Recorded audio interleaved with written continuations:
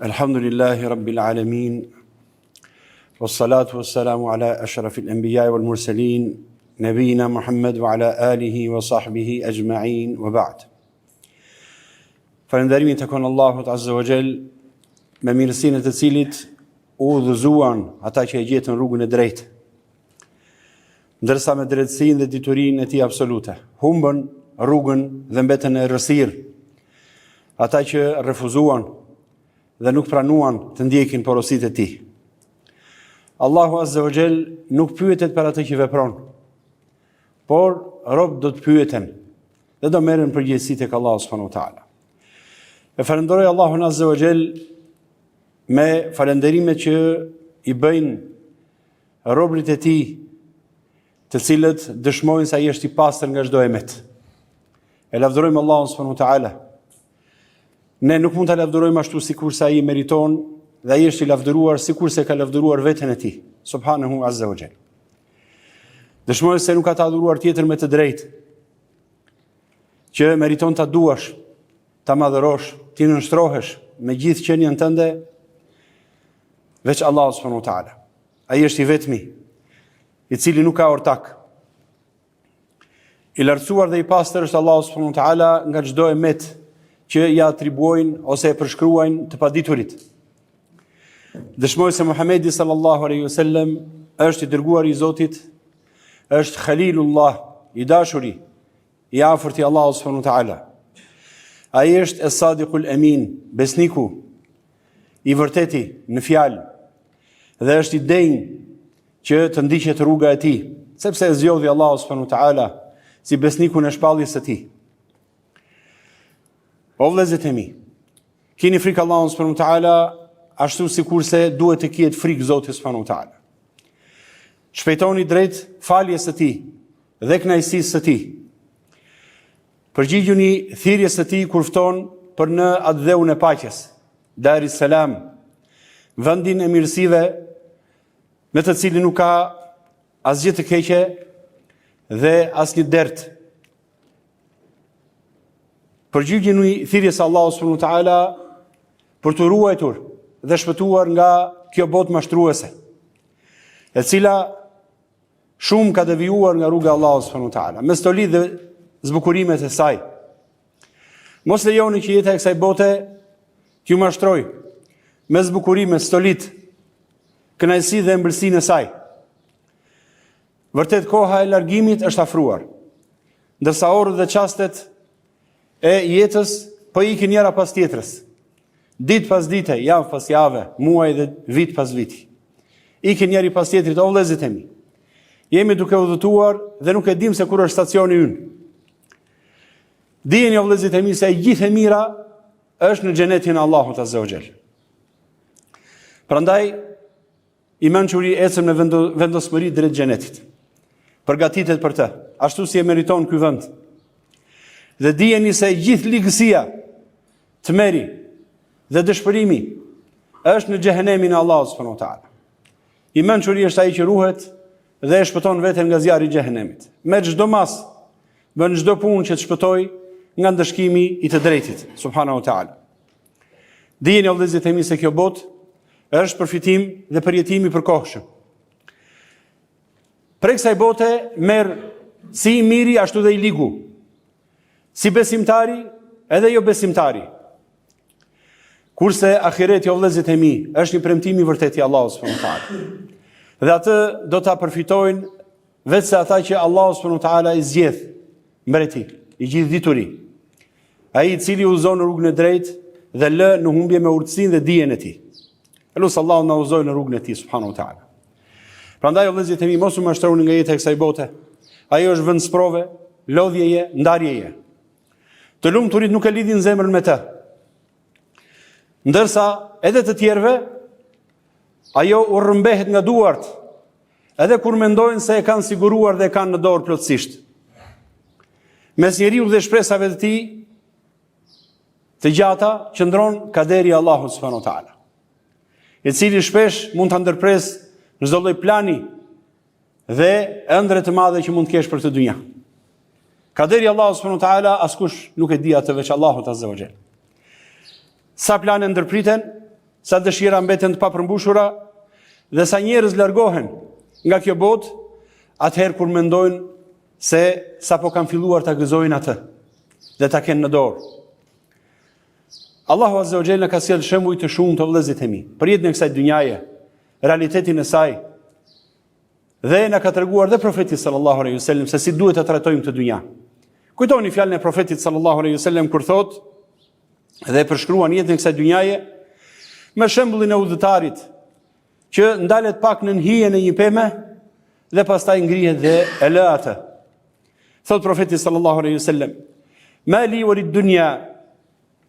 Ç'lidhje kam unë me këtë botë? Tha profeti sallallahu alaihi wasallam: "Innama mathali wa mathalu ad-dunya karakibin istadhalla tahta shajara." Shembullim dhe i kësaj dynjaje është, pra shembullim në këtë botë është si ai një udhëtari që ndalet pak në hijen e një peme. Istadhalla fi dhilliha tahta shajaratin thumma raha wa tarakaha. Pastaj largohet dhe e lë atë. Kështu tha profeti sallallahu alaihi wasallam. Ky është realiteti i dynjas, o vëllezërit e mi. Një ndalesë, jo një vendqëndrim.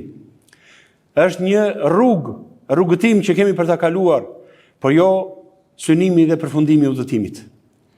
Ndër shembujt më madhështor që ka sjellë Allahu subhanahu wa taala në librin e tij, është ai që vjen në surën Yunus, dhe në këtë ajet do qëndrojmë sot, o vëllezërit e mi. Elos Allahu subhanahu wa taala të na hap syt dhe zemrën. Ta kuptojmë që në jetën e kësaj dynjaje jemi thjesht vetëm për ta adhuruar Zotin subhanahu wa taala, për të fituar xhenetin e Allahut azza wa jall, për të mbjellë atë që do korrim dhe shijojmë në përjetësi. Thot Allahu subhanahu wa taala: "Innama mathalu al-hayati ad-dunya kama'in anzalnahu min as-sama' fakhtalata bihi nabatu al-ardi mimma ya'kulu an-nasu wal-an'am." Dëgjoni me kujdes. Shembulli i jetës së kësaj bote është si uji që ne zbresim nga qielli, thot Allahu subhanahu wa taala, me të cilin përzihet bimësia e tokës, prej së cilës ushqehen njerëzit dhe bagëtit, kafshët. Allahu i lartësuar na sjell një shembull pra tepër të qartë për realitetin e dynjas dhe shpejtësinë me të cilën bukuritë dhe solitë e saj zhduken.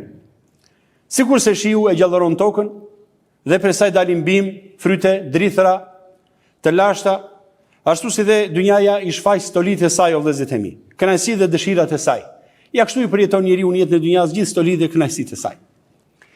Por kjo pamje, sado tërheqëse të jetë, nuk ka qëndrueshmëri, o vëllezërit e mi. Jemi dëshmitar sa njerëz i kanë shijuar dhe kanë qenë mes stolive dhe bukurive të saj dhe janë rrëmbyer nga kjo dynja. Larg çdo lloj parashikimi. Allahu mustan, shembull e Zoti subhanahu wa taala.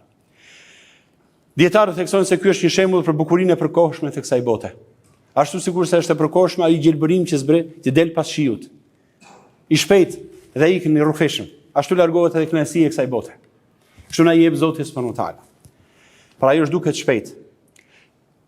Njerëzit e mençur duhet ta shohin dynjan pikërisht në këtë formë që na jep Zoti subhanahu wa taala. Edhe nëse arrin shumë prej kënaqësive të saj, ato janë të kufizuara dhe shumë të shkurtra. Çdo mirësi e kësaj bote ose ndahet nga njeriu, ose njeriu ndahet prej saj. Dhe ikën largohet nga kjo botë dhe e lë atë. Vazhdon Allahu subhanahu wa taala dhe thot: "Hatta idha akhadhat al-ardu zukhrufaha wa zayyanat." Derisa kur toka merr stolinë e saj dhe zbukurohet, thot.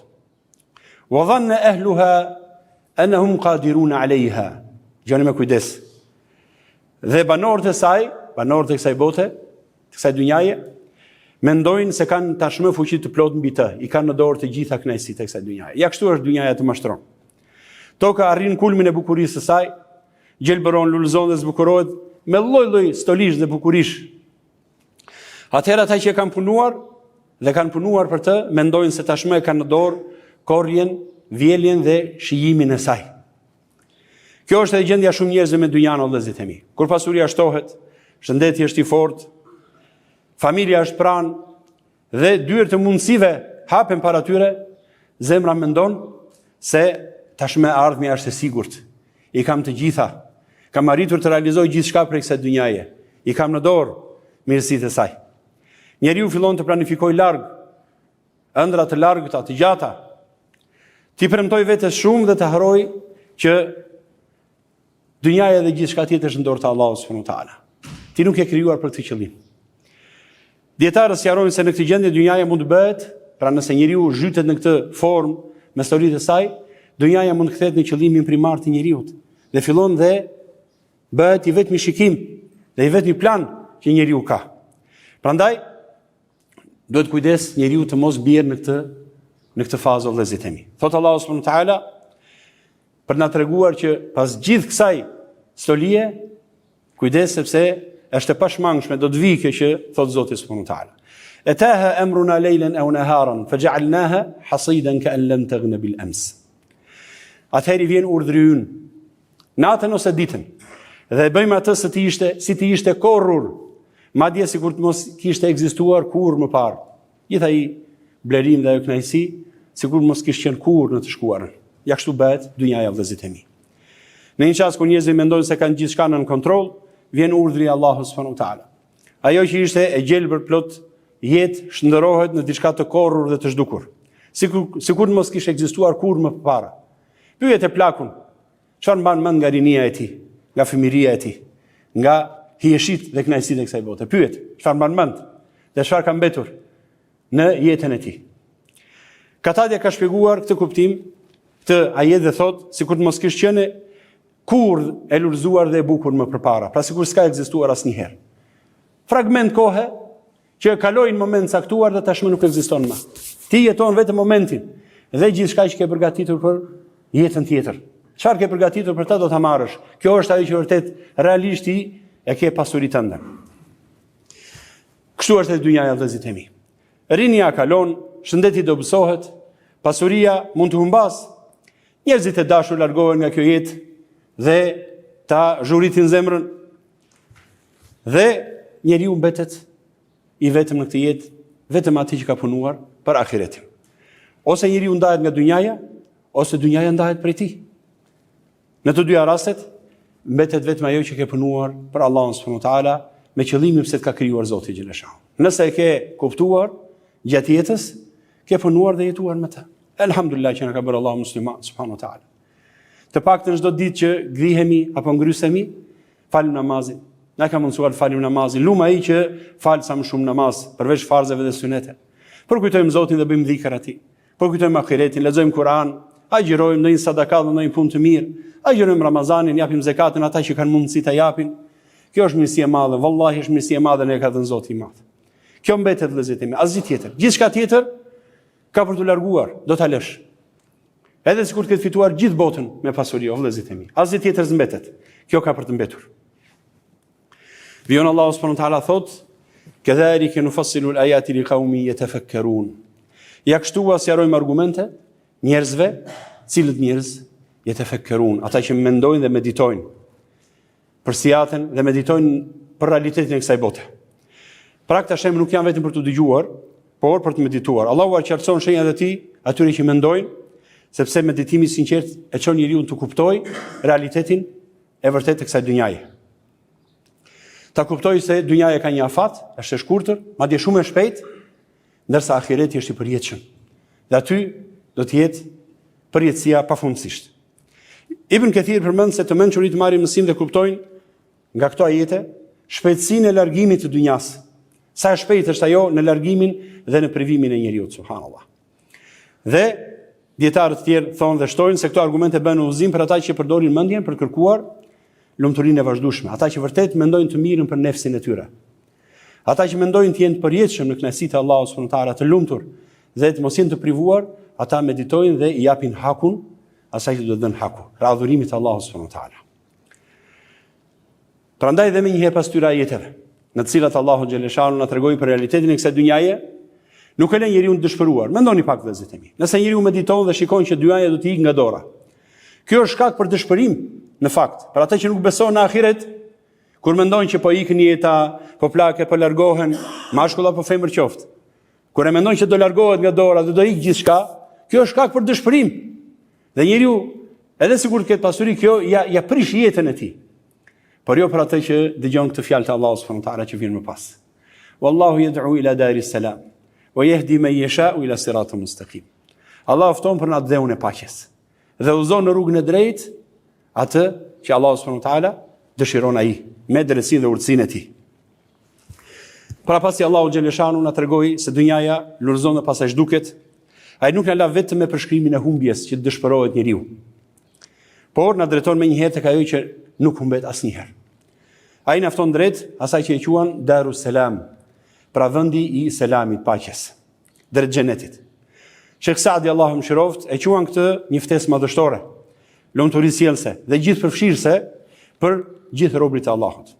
Pse quhet Darus Salam, adheu i paqes, vendi i paqes? Sepse është vend i pastër nga çdo mangësi, o vëllezërit e mi. Një vend që nuk ka asnjë lloj mangësie dhe frike që mund ta shqetësojë shpirtin e njeriu. Nuk ka vdekje, sëmundje, plakje, frikë, lodhje, pikëllim, ndarje nga të dashurit, humbje dhe privim nga dëshirat dhe nga kënaqësitë që njeriu i dëshiron që të shijojë.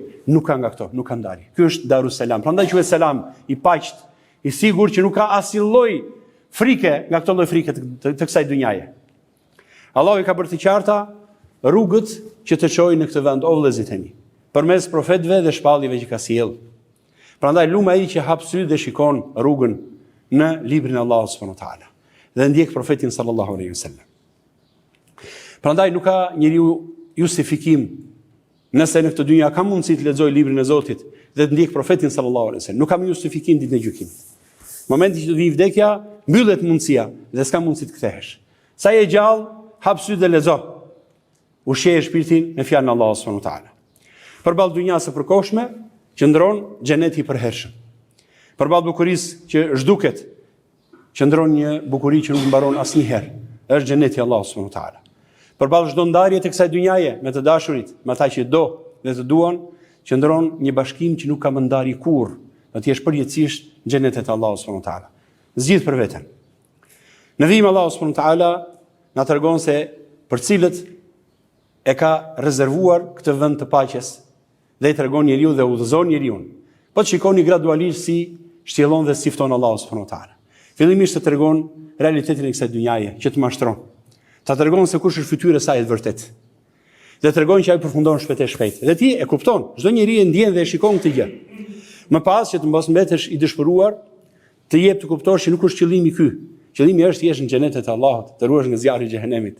Dhe tregon që Allahu të fton në vendin e paqes. Ai është vendi i paqes, ta shtjellon Allahu subhanahu wa taala. Dhe më pas të tregon se për cilin kategori njerëzish është ky vendi i paqes. Dhe vijon Allahu subhanahu wa taala çfarë thotë? Lilladhina ahsanul husna wa ziyada. Ata që bëjnë mirë do të kesh shpërblimin më të mirë, madje edhe më tepër se kaq. Wa ziyada. Wala yarhaqu wujuhahum qatarun wala dhillah. Fytyrat e tyre nuk ka për t'i mbuluar errësira dhe as poshtërimin në ditën e gjykimit. Ulaika ashabul jannati hum fiha khalidun. Këta janë banorët e xhenetit ku do të jenë përgjithsisht. Pra na shtjellon Allahu shumë bukur, cilët e meriton atë që quhet el husna, xhenetin e tij. Kush janë ata të cilëve u është premtuar kjo mirësi? Ata janë ata që ahsanu, muhsininat, ata që arritën të realizojnë ihsanin. Çfarë është ihsani? Ata që përpiqen të adhurojnë Allahun subhanahu wa taala me sinqeritet dhe përsosmëri, duke u përpjekur ta përsosin dhe përkryejnë adhurimin ndaj Allahut subhanahu wa taala. Të gjitha adhurimet që i do Zoti, dhe është i kënaqur. Duke ditur se ai i mbikëqyr në çdo gjendje. Pra ky është ihsani. Sigurisht se profeti sallallahu alaihi wasallam e ka shpjeguar kur është pyetur për ihsanin, dhe ka thënë që të adhurosh Allahun, ihsan, pra grada e ihsanit është të adhurosh Allahun sikurse e sheh atë me sy, haptazi. Edhe nëse ti nuk e sheh, ai të sheh ty. Pra, këta njerëz e përmirësojnë lidhjen me Zotin e tyre, me librin e tij, me sunetin e dërguarit të tij sallallahu alaihi wasallam. Por ihsani i tyre nuk mbaron këtu. Jo vetëm lidhje me Allahun janë muhsinin, pra adhurojnë Allahun me ihsan, por edhe në lidhje me krijesat. Ata u bën mirë krijesave, me fjalë të mira, me pasuri, me ndihmë, me këshill, duke mësuar paditurin, me urdhërim për të mirë dhe ndalimin nga e keqja, sipas mundësisë dhe urtësisë që u ka dhënë Allahu subhanahu wa taala. Pra ta janë njerëz përmirësues, rregullues në dynja. Ta janë ata që ka përgatitur Allahu xhenetin për ta. Ta janë ata që mund të shpresojnë që të jenë përjetësisht pranë Zotit subhanahu wa taala. Me pak fjalë, këta janë njerëzit që e përdorin dynjan për të fituar ahiretin e Zotit subhanahu wa taala. Për këta është el husna, pra xheneti, me mirësitë e tij të përkryera. Por Allahu shton dhe thot wa ziyada. Por edhe më tepër se kaq. Çfarë ka më tepër se xheneti? Xheneti, vendi i mirësive të Allahut, vendi i mëshirës së Allahut subhanahu wa taala. Ibn Kathiri sjell transmetimet e sahabëve dhe dietarëve të selefit se kjo shtesë ziyade është shikimi në fytyrën e Allahut subhanahu wa taala të lartësuar. Sheikh Saadi thekson se ky është nderi më i madh. Shikimi në fytyrën e Zotit, dëgjimi i fjalës së Tij dhe kënaqësia dhe afërsia pranë Allahut azza wa jall. Këto krijesa që në dynja adhuruan Allahun pa e parë, nuk e kanë jetën e kësaj dynjaje me sytë e tyre, me sytë e ballit, pa me sytë e zemrës, pa me faktet, gjithçka që ka krijuar i madhërishmi. E pan përmes shpalljes, përmes Kuranit, në cilin ai prezanton veten e tij, me emrat dhe cilësitë e tij, atributet, veprat e tij. E pan përmes përshkrimit të profetit sallallahu alaihi wasallam. Dhe jetuan sipas udhëzimeve të tij, do të jenë në praninë e tij, subhanahu wa taala. Dhe ky është nga kënaqësitë më të mëdha të xhenetit. Afërsia me Zotin, dëgjimi i fjalës së tij dhe shikimi në bukurinë e fytyrës së tij, subhanahu azza wa jall. Lutë Allah mos na privoj nga mirësia e tij. Pastaj thot Allah subhanahu wa taala: "Wala yarhaqu wujuhahum qatarun wala dhillah." Nuk i mbulon fytyrat e tyre errësira dhe as poshtërimi. Pra e kundërta do thotë që fytyrat e të tjerëve që nuk janë pjesë e këtyre do t'i mbuloj poshtërimi, siç do të vi nga jetën që vijon më poshtë vëllezërit e mi. Në këtë botë, edhe në këtë botë shqetësimi shfaqet edhe në fytyrën e njeriut. Kurse në xhenet, elhamdulillah, fytyrat e këtyre të zgjedhurve do të jenë të ndritura, të qeta, sepse zemrat e tyre janë të mbushura me siguri dhe kënaqësi. Ata nuk do të largohen kurrë nga xheneti. Do të therret vdekja para tyre, s'ka më vdekje. Do të ketë përjetësim në xhenet dhe nuk ka vdekje dhe largim prej saj. Dhe as privim, dhe as, domethënë, largim nga mirësitë e tij. Përkundazi do të jenë përjetësisht të lumtur dhe mirësia e tyre në xhenet o vëllezërit e mi vetëse do të shtohet vazhdimisht, përjetësisht me mirësinë e Allahut subhanahu wa taala. Më pas Allahu xhaleshanu tregon krahun tjetër e Allahut na ruaj subhanahu wa taala. Walladhina kasabu sayyiati jazaa'u sayyi'atin bimithliha. Ata që kanë fituar vepra të këqija, shpërblimi i të keqes është një lloj me atë që ka punuar, nuk bën padrejtësi Zotit subhanahu wa taala. Wa tarhaquhum dhillah, dhe ata i mbulon poshtërimi. Ma lahum min Allahi min asim, nuk kanë ndonjë që të mund t'i shpëtojë nga Allahu subhanahu wa taala, sepse atë ditë gjykimi është në dorë të Allahut xhaleshanu. Asgjë nuk të shpëton asë ditë. As pasuria, as fëmijët, as pushteti, as aleancat që mund të kesh në këtë dynja dhe pushtetet e rreme, se iku kjo dynja do zhduket. Do mbetet vetëm sundimi i mbretit të drejtë subhanahu wa taala, Allahu azza wa jall. Ma lahum min Allahi min asim. Nuk do të kenë ata ndonjë që t'i ndihmojë dhe t'i mbrojë për Allahu subhanahu wa taala. Ka'annama ughshiyat wujuhuhum qita'an min al-layli mudhlima. Dëgjoni këtë përshkrim nga Allahu subhanahu wa taala. Fytyrat e tyre do të jenë sikur të jenë mbuluar, thot, me copat e errë të natë, subhanallahu, nga errësira e natës. Ata janë banorët e zjarrit ku do të jenë përjetësisht vëllezërit e mi. Pra këta janë ata që kesebu sejjie. Kesebu, zhëmë dhe në kesebu. El kesbu është të punuarit vazhdimisht me këmbgulje. Pra këta nuk punuan vazhdimisht me këmbgulje si ata të tjerët që adhuruan Allahun subhanahu wa taala. Punuan me këmbgulje në përmbushjen e epsheve, dëshirave të tyre, shpërfilljen e shpalljes së Allahut subhanahu wa taala, largimin nga rruga e tij dhe mosmarrjen me adhurimin e Zotit subhanahu wa taala. Edhe këtë e bën kesbi, edhe një herë përsëris, është të punuarit me këmbgulje. Pra edhe lodhesh dhe drobitesh në këtë rrugë, subhanallah. Këta kanë kërkuar xhehenemin vet. E kanë fituar me duart e tyre. Allahu musta'an. Elus Allahu na ruaj.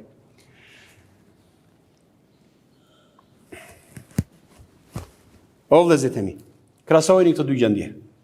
Njëra është përfundimi i atij që njoh realitetin e dynjas, e përdori atë përbindjen ndaj Allahut subhanahu wa taala për të fituar ahiretin dhe kërkoi Darus Salam, pra adheun e paqes dhe afërsinë prej Zotit. Tjetra është përfundimi i atij që u mashtrua nga stolia e përkohshme, që përfundon në kësaj dynjaje, i dha dynjas më shumë se sa meritonte dhe harroi takimin me Zotin subhanahu wa taala. Prandaj mençur është ai që nuk e marr dynjan vetëm me atë që ajo i jep sot, por me atë ku e çon nesër o vëllezërit e mi. Pasuria është mirësi nëse të afron tek Allahu azza wa jall, por bëhet sprovë nëse të largon prej tij. Shëndeti është mirësi nëse përdoret në bindje, rinia është mirësi nëse ruhet në devotshmëri ndaj Allahut subhanahu wa taala. Koha është mirësi nëse mbushet me adhurime, me atë që ka krijuar Zoti për hir të saj. Prandaj dynjaja pra nuk është vend i keq, sepse në të ka mirësi, por është vend i keq nëse ato mirësi dhe stolitë të saj bëhen shkak të harrosh mirësitë e përjetshme të Zotit subhanahu wa taala. Dhe qëllimi se të ka krijuar Zoti xhaleshanu. Prandaj vëllezërit e mi, besimtari punon, fiton, martohet, ndërton dhe gëzon jetën e kësaj dynjaje, me mjetet e lejuara, por zemra e tij është e lidhur me ahiretin. Kur i jepet, falenderon, kur sprovohet, duron, kur gabon, pendohet. Dhe kur sheh historitë e kësaj dynjaje, kujton se pas tyre është ahireti që është shumë më i mirë dhe i përjetshëm tek Allahu subhanahu wa taala. Dhe të cilat pra kënaqësitë në të nuk mbarojnë asnjëherë. Ky është ekuilibri i besimit, të jetosh në dynja pa e lejuar dynjan që të rrëmbej zemrën dhe të të mashtrojë me dritën e saj. Allahu na bëft për atyre që dëgjojnë këshillën dhe zbatojnë më të mirën. Barakallahu li wa lakum fil Qur'anil azim wa nafa'ani wa iyyakum bima fihi min al-ayati wa dhikril hakim. أقول ما تسمعون وأستغفر الله العظيم لي ولكم ولسائر المؤمنين فاستغفروه إنه هو الغفور الرحيم.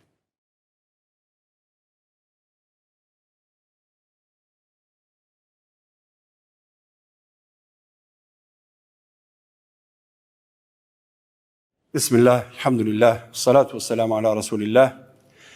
Falenderojmë Allahun, Zotin e botëve, falenderojmë atë për mirësitë e dukshme dhe të fshehta. Dëshmoj se nuk ka të adhuruar të drejtë me merit veç Allahut Azza wa Jall, një dhe pa ortak. Dëshmoj se Muhamedi sallallahu alaihi wasallam është robi dhe i dërguari i tij. Paqja dhe bekimet e Allahut subhanahu wa taala qofshin mbi të, familjen e tij dhe shokët e tij. O vëllezërit e mi, keni frikë Allahut dhe dijeni se ajo që kemi dëgjuar në këto ajete dhe ajo që keni lexuar në librin e Allahut subhanahu wa taala nuk është thjesht përshkrimi i kësaj dynjaje, por është thirrje për zgjedhje, që ne të zgjedhim atë që duhet. Allahu subhanahu wa taala po na e përshkruan dhe na e sjell realitetin e saj të na bëjë të zgjedhim atë që duhet. Jo thjesht për na treguar dhe për na shtuar diturinë.